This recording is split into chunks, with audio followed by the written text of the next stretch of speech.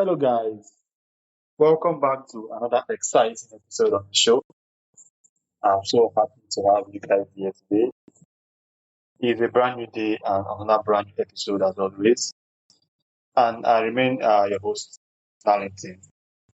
Remember, this podcast is designed to help you start thinking differently and help you start taking control of your life.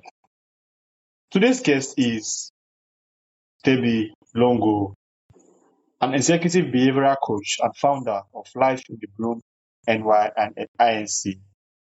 With more than 24 years of coaching experience, Debbie helps executives, entrepreneurs, and leaders understand one powerful truth. Lasting success isn't just about having the right strategy, it's about developing the right behaviors. Through her work, she helps clients improve communication, strengthen leadership, and build healthier workplace cultures, and create measurable, sustainable results in both business and life. Debbie, welcome to the show. Thank you very much for having me. I appreciate it. Okay, so Debbie, executive behavioral coaching is a term many people haven't heard before, particularly myself. I have not heard about it before. So what is this term and how does it differ from traditional executive coaching? Well, there are a lot of things. First of all, like you had mentioned that I'm an executive behavioral coach, and I work with business owners and executives mainly. And there are a lot of things that come up initially, why people are having issues with their business, or maybe just, like an executive that is having, problems or issues at his position in his company. And these things, any negative thing that a business owner or executive produces decreases sales and profits. That's the ultimate conclusion. Now, there's 100 things that happen in between that time, but we don't want it to get to a period where that actually happens, where the company is literally at its bottom. And so that is one of the reasons why I help, especially executive and business owners. I'm really a life coach too. So I can, pretty much do, help anybody, with pretty much any situation, because I have so much experience with this. And we want companies to be successful. We don't want them to, have a bottom, go bankrupt. And all of that creates a lot of problems. And also, if they're on the stock market, then it's just not good. It's not good for the company. So that's basically the spiel.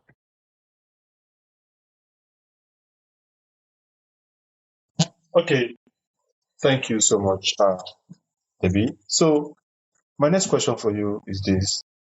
You often say that behavior has a greater impact on results than strategy alone. Why is behavior such a powerful predictor for success? Right. And just like we were mentioning, that is the reason why the what we were just talking about, and because what happens is that when I produce any type of negativity, whether it's fear or control or anything, manipulation, and when I do that to my employees get influenced by that. And then a lot of times they're going to pass it around, to other employees or whoever they're talking to in the company, whoever they're associating it with. And ultimately, that's never going to be good for the company. And things could happen where employees start to quit. They start to say, I can't work here because, and they would just make an excuse as to why they don't want to work there. And a lot of times the business owner never really finds out because they're just blaming the employees. They're saying this person quit because of this reason, and then I had to let this person go, because of, they were being, nasty to the employees and the customers and different things. And the business owner doesn't look at themselves and they don't say that maybe my behavior, could potentially be causing part of this problem as to why a lot of, employees are quitting, different things like that. I'm just using this as one example. I mean, there's a million examples, right? And that's how a company becomes successful, when everybody changes their behavior, but it starts with the business owner and the executive or, whoever's running the company.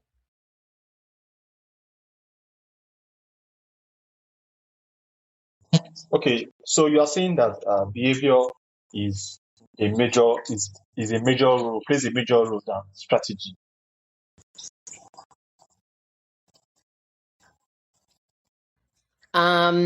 There are a lot of things that I can do to change my behavior and to not have all of these things happen to my company, everything that we've been talking about.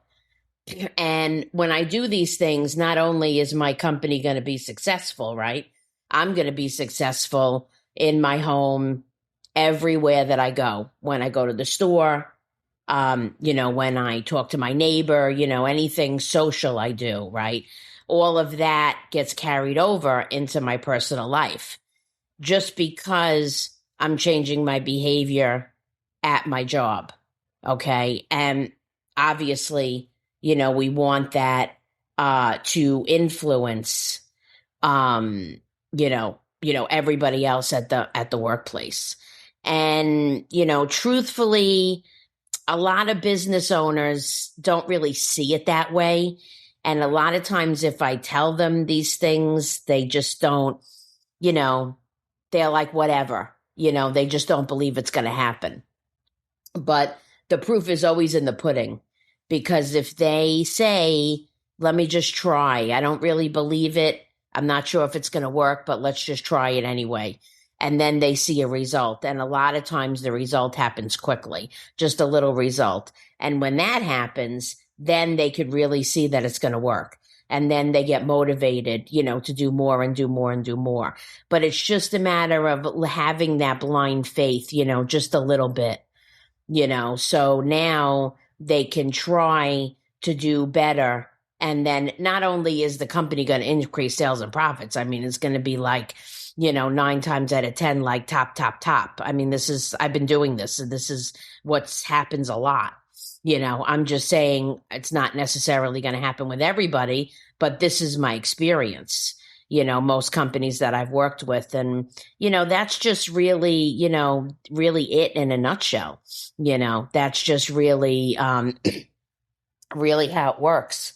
But it's really going to depend on the business owner and executive if they really want to look at themselves and they really want to change. Okay, thank you for David. So moving on.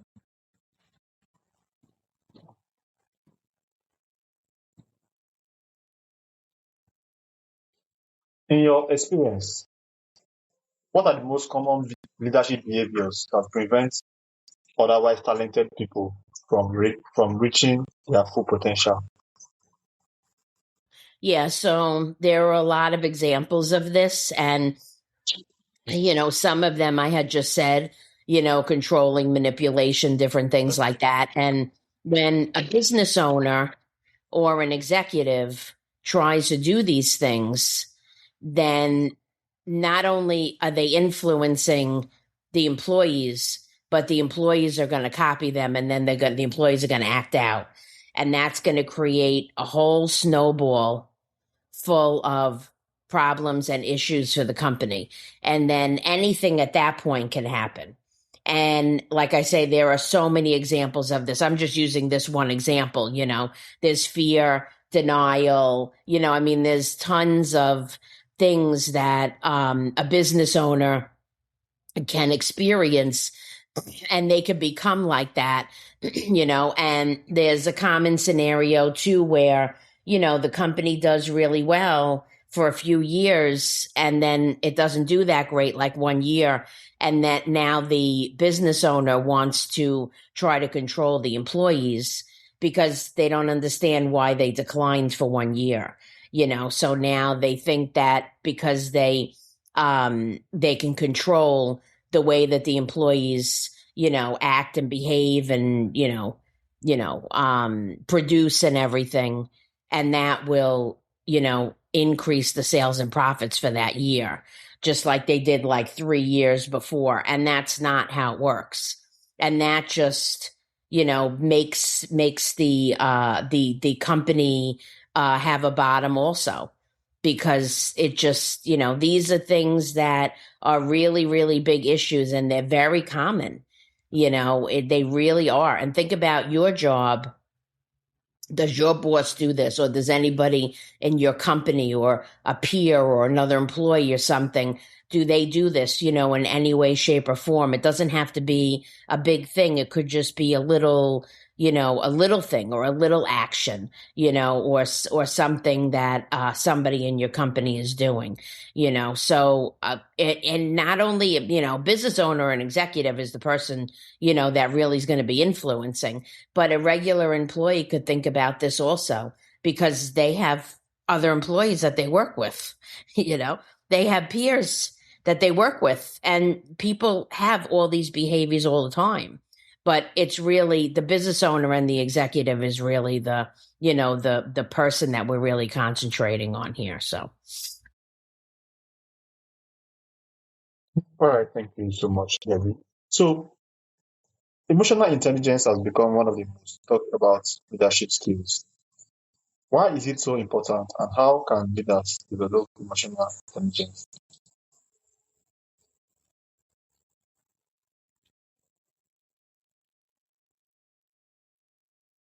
Now, mute. sorry about that.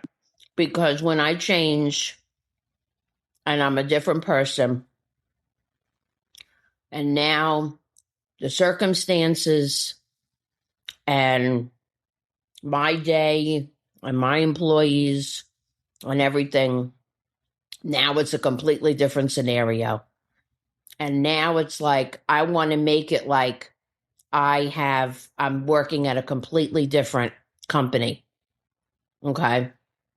This is not the same company that I worked at previously. And it's the exact same company with the exact same employees. But now my behavior's changed. My perception is different. And I'm a completely different person. And nobody else is. So if I focus on myself, then that trickles down to everybody else, like we were talking about. And that's why it's so important to focus on one person. I could do the whole company, okay? But the point to that is, and I've done that before, but the point to that is, we're trying to focus mainly on one person, trying to influence everybody else. And then one person is going to carry that behavior to another person. And then, it's going to work like that. And then all of a sudden, all the employees are going to act positive, and great. And, they're going to want to go to work and stuff. And this is what can happen all from one person changing their behavior. And it might work with everybody. It might not. Some people might take a while. Some employees might not want to change. They might not want to become positive, whatever. But if I know as an employee and a business owner, if I know that, now my workplace is positive and it's a completely different workplace, then, I might want to rethink about, who stays in my company, who wants to stay positive like I do. Because if I'm changing now, what happens now, I'm going to increase sales and profits. But the people that don't want to change and they're fighting me, when I know I'm doing the right thing, then they're going to help me bring my company down. And I don't want that. And this is why we do these things. And this is the problem that a lot of companies are having now.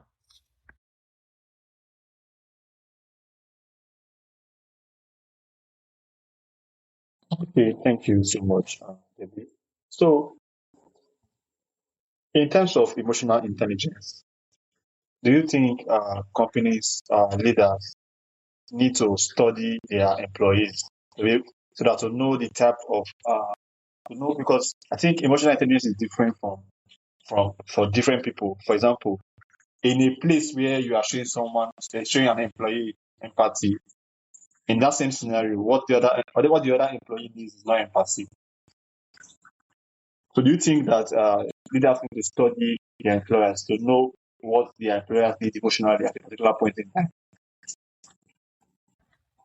Well, like I said, the employees play a very interesting part. And I remember one time I was working with somebody and this actually happened. And everybody changed except for a few people. Okay. And these things, like we're talking about, like, emotional intelligence and all these different things, right? They all tie in together.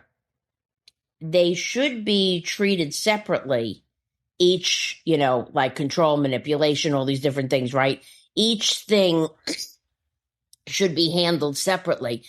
But when the result comes down and I'm a different person or whatever the situation is, now they all go together, right? They all come together like a snowball, right?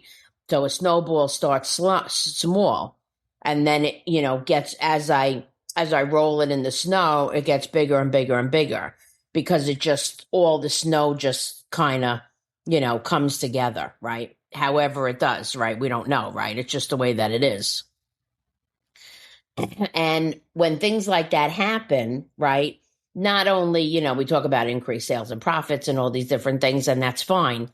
But not only does that happen, but then everybody's happier, right? And then I'm able to say, is this the type of business that I want?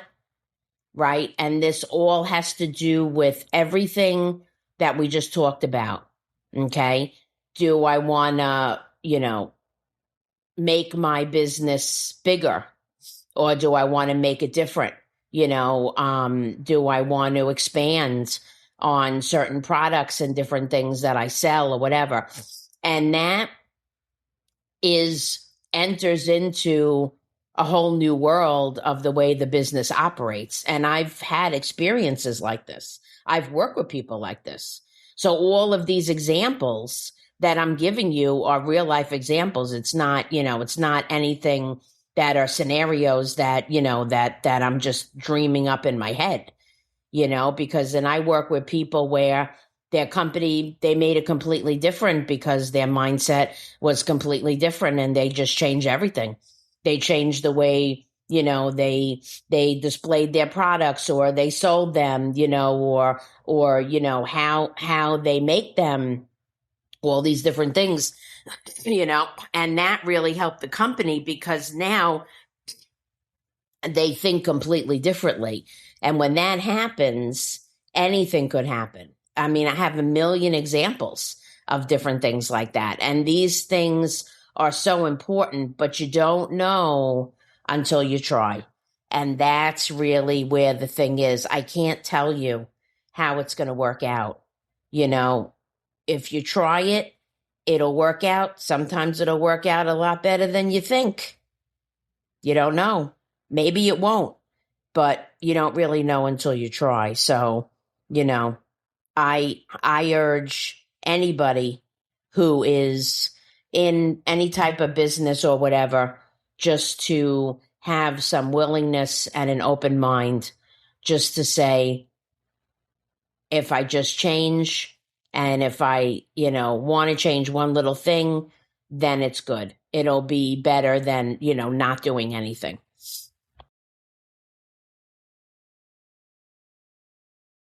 Thank you so much, David. This has been wonderful so far. And I must say that you are very knowledgeable. You know what you are doing by the way I speak and talk about them. So, when someone wants to change the way they lead, where should they begin to create sustainable change instead of relying on temporary motivation? So there's a few things that I like to suggest, and I've been suggesting this a lot because I've been guest on a lot of shows lately, is that you could take your own inventory. Anybody could do this.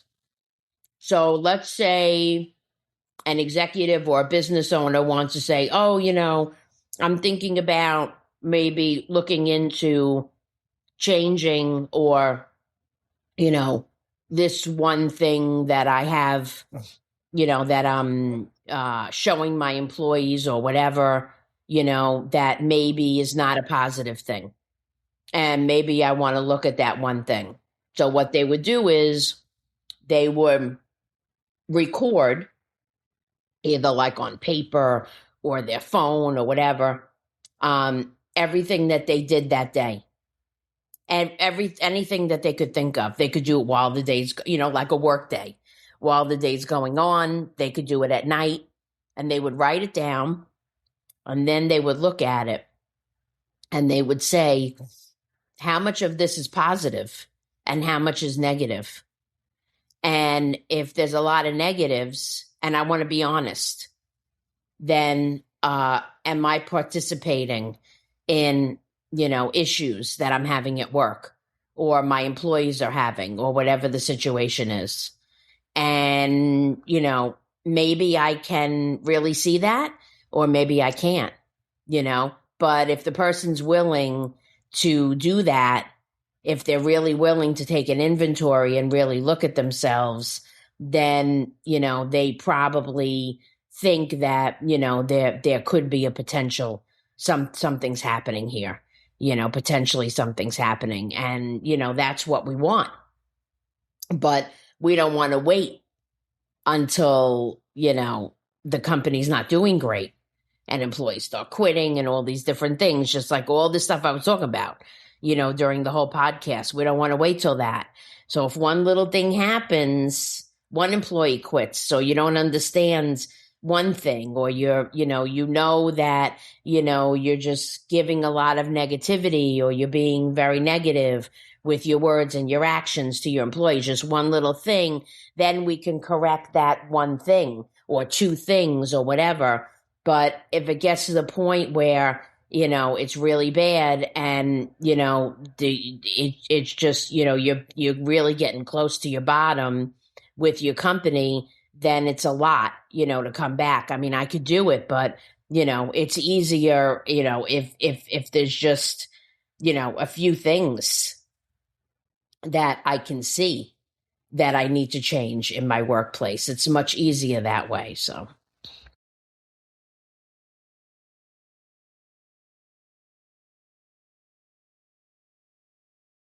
Okay, thank you. So, talking about the workplace cultures, how do workplace culture and everyday behaviors influence employee engagement, productivity, and ultimately the company's profitability? Right. Yeah. So like we were talking about, employees could quit. A lot of them, I'm not talking about like one or two. I'm talking about like you have 10 people, you have 10 employees, and like 8 of them quit. And they all make excuses.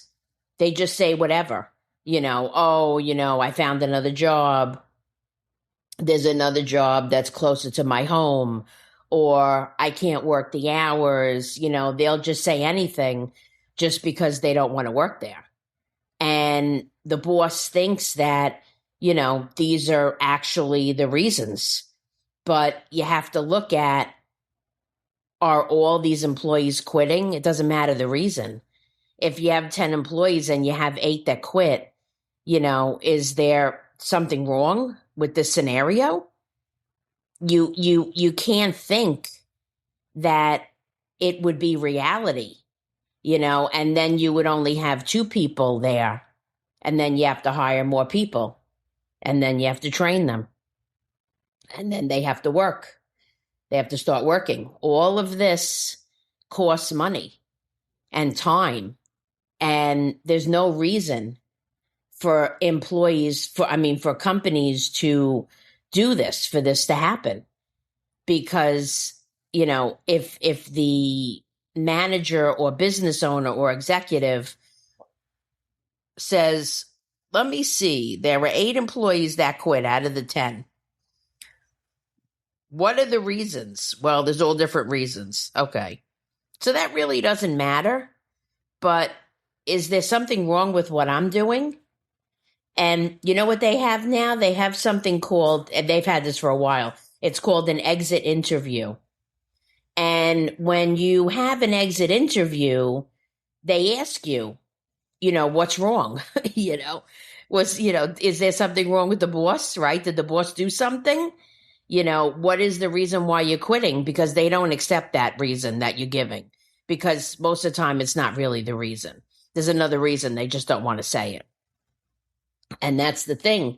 And that's why those exit interviews are very important. And they're not revealed, like human resources has them or whatever, and they're not, whoever in the company gives them, right? And they're not revealed, but it's a way of analyzing, the manager or the business owner or whatever, it's a way of them analyzing, how they perform also. So these are some things that, a lot of people, a lot of executives and business owners don't realize, that they're doing this until they have somebody to tell them and explain to them, this is what's happening. And, maybe you should think about doing something different, or looking at yourself, or getting help, or getting a coach, or, something like that. And they might not see it, but all they have to do is just try just a little bit, and then they see the results right away, because I can't show them. I can't tell them what's going to happen if they change and, they do my program and everything. I can't tell them that because I don't know the answer, right? We don't know until it actually happens, so there's a lot of things, but I think that if they can see one thing, one issue, one problem, even a small thing, and then they could try to change that and turn that into a positive. And anything like that would definitely help the business. Okay, thank you so much. So, Debbie, here is my final question for you. If someone listening right now wants to become a more effective leader, starting from today, what are the few practical habits that they can begin implementing immediately?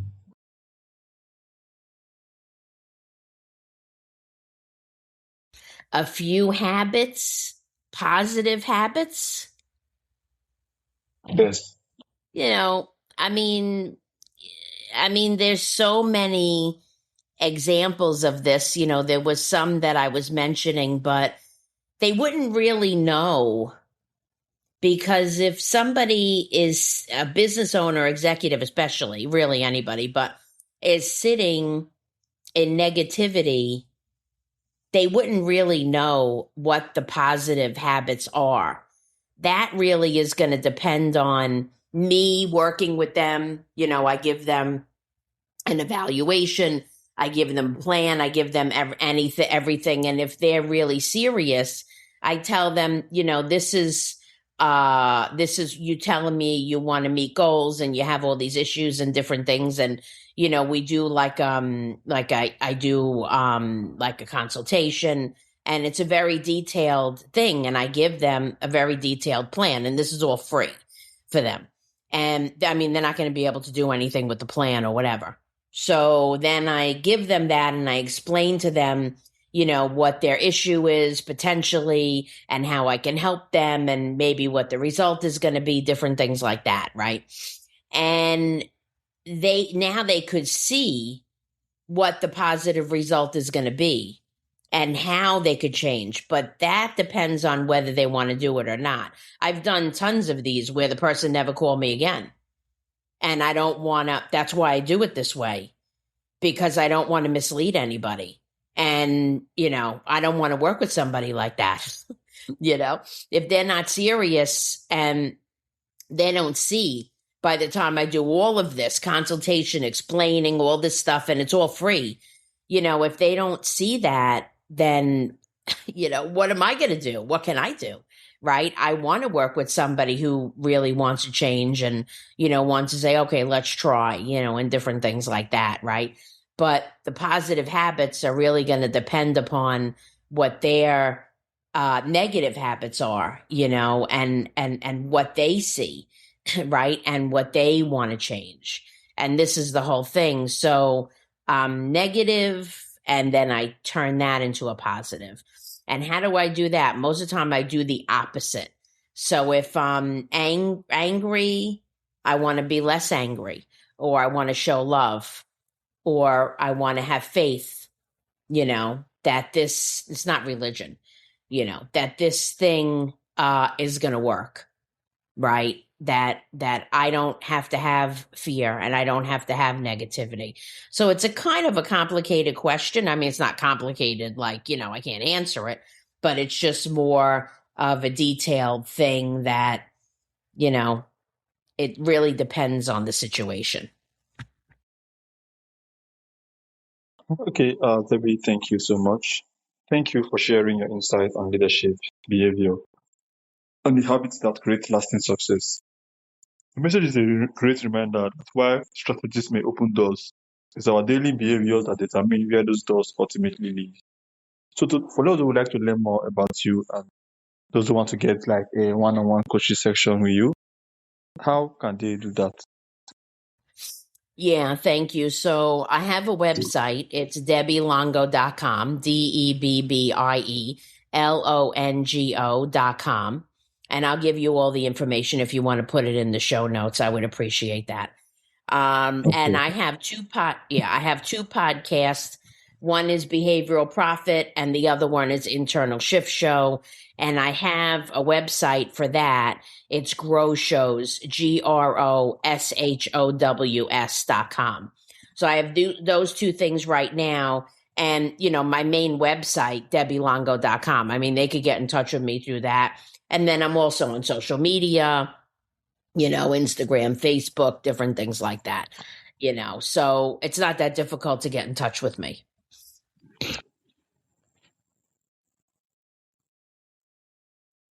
All right, Debbie, thank you so much. I also want to thank all my listeners for joining us today. You guys are the reason why we are able to do this. And thank you also much, and do have a wonderful day ahead. Thank you, Debbie. Thank you for having me. I appreciate it.